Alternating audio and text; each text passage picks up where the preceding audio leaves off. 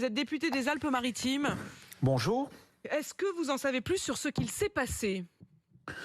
Non, l'enquête est en cours, mais ce qu'il ressort des faits qui se sont produits dans 3 lieux des Alpes-Maritimes et du Var, c'est que nous sommes face à un acte terroriste. Je crois que les mots ont un sens. On parle d'incident, on parle de sabotage. Moi, je parle de terrorisme. On est face à une action concertée, une action terroriste. En tout cas, ce qui est clair, l'action qui a fragilisé le pylône de Villeneuve-Loubet et celle qui a incendié le transformateur de Saint-Cassien sont manifestement coordonnées.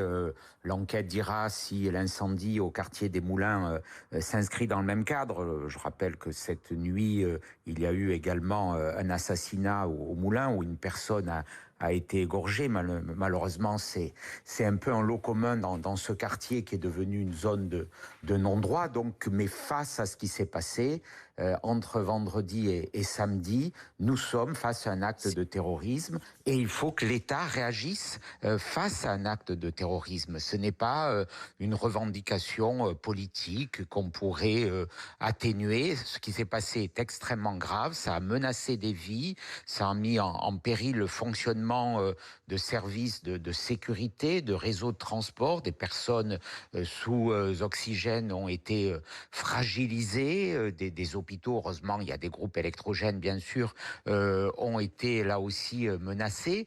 Tous les réseaux de communication, en tout cas beaucoup d'entre eux, se sont interrompus. C'est d'ailleurs une fragilité.